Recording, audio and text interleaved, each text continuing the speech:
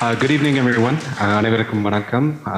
Thank you for this opportunity to share a little bit about the work that we do at NowWow, new opportunities for the wounded, widows, and orphans of war. My name is Venoth Navajeevanantha, and I am proud to serve as the Vice President for this organization. NowWow is a 501c3 registered charitable organization that is committed to supporting survivors of war in Sri Lanka with a special focus on widows, orphans, and families who continue to struggle with poverty, displacement, and trauma.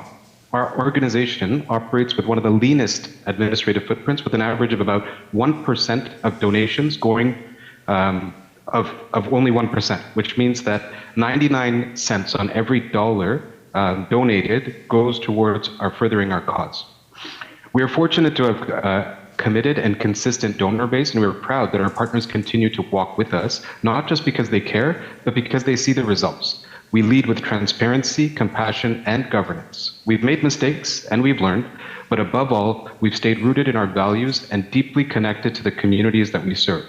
Our mission is to empower survivors of war in Sri Lanka, especially widows, orphans, and marginalized communities, by restoring dignity, creating opportunity, and supporting long-term self-sufficiency through education, employment, empowerment, and emergency relief.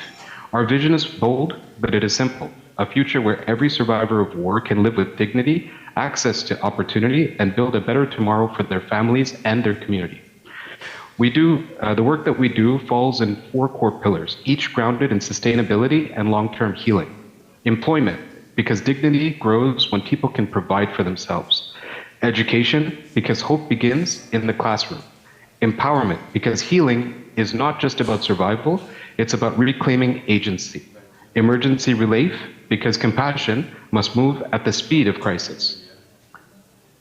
Over the last 14 years, we're very proud to have been able to give back just under $800,000 in aid to Sri Lanka through our various initiatives, and this represents just under 240 million Sri Lankan rupees. In terms of employment at NowWow, we know that employment is more than a paycheck, that it's a pathway to dignity, stability, and agency. And one of our proudest achievements is our integrated farm project in Mullaitivu. This is not just a farm, but a livelihood engine. The farm currently has 17 cows, 4 that are producing 20 to 25 liters of milk per day, and we expect a growth in the herd size as 12 more cows are pregnant. We maintain a herd of 64 goats, selling 2 to 5 each month, and we are anticipating further expansion with many females soon to deliver. Our poultry program has 24 chickens, and we plan to double that soon to enhance meat and egg production.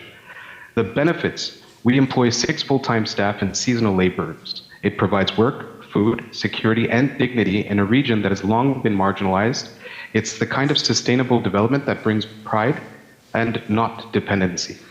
We are also continuing to support women-led income generation through our SUYAM program, which empowers widows and vulnerable women with micro-grants and tools to launch home-based businesses, whether through tailoring, food preparation, retail, or agriculture. These women are proving that resilience, when given a chance, can grow into independence. Education is the foundation of long-term change, and we have invested heavily in it. We operate a free education center in Pudukkottai, provide direct monthly support to vulnerable families, and ensure that special needs children, and specifically remote rural schools that are traditionally left abandoned, have access to substitute teachers when needed. Our Grade 5 scholarship preparation program is running strong, and our university scholarships have enabled young people from some of the most disadvantaged regions to dream of degrees, not just survival. One of the most inspiring experiences this year was the educational tour to Trincomalee, where students from our free center visited sites of cultural and historical significance, including Konesuram Temple, Krishna Temple, Trincomalee Harbor, Kanya Hot Springs, and more. It wasn't just a trip. It was an invitation to imagine a wider world, to understand their own history, and to believe in what is possible. We continue also to run math camps, supply school kits, and even provide bicycles to children who walk long distance to school. One such case is the one of Tushiyanti Balraj from Mullaitivu, whose 2 children were walking 5 kilometers daily just to reach class. After receiving a bicycle, their commute and their ability to concentrate changed literally overnight. This small intervention made a significant impact. We are deeply committed to regular check-ins and is a part of our culture.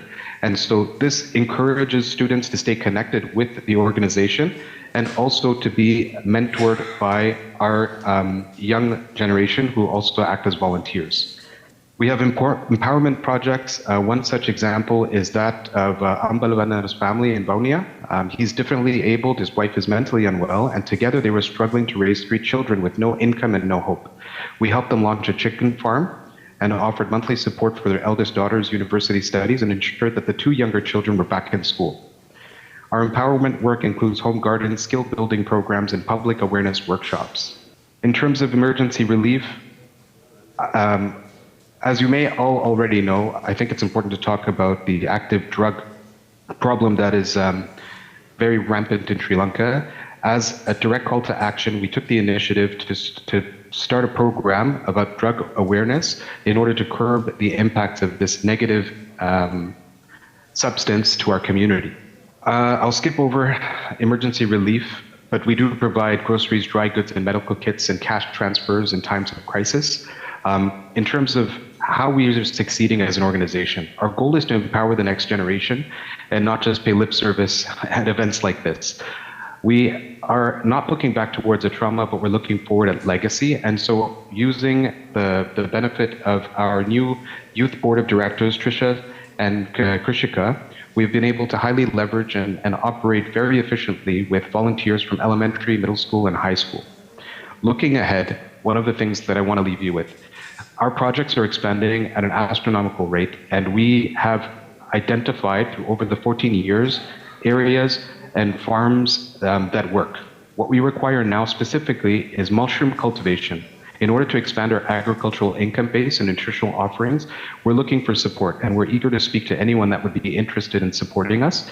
I know I'm joined today by Subhaka, who's the president of Now Wow and has been a pivotal part of Now Wow's success. And I guess the call out here is we'd like to thank the donors that have supported us all along. We'd like to thank the volunteers who continue to support us. To our families and children, thank you for trusting us. We're not perfect, but we are present. We are committed, heart, mind, and soul to ensuring that no widow, no orphan, and no survivor is left behind. Let's continue to walk this path together. Thank you.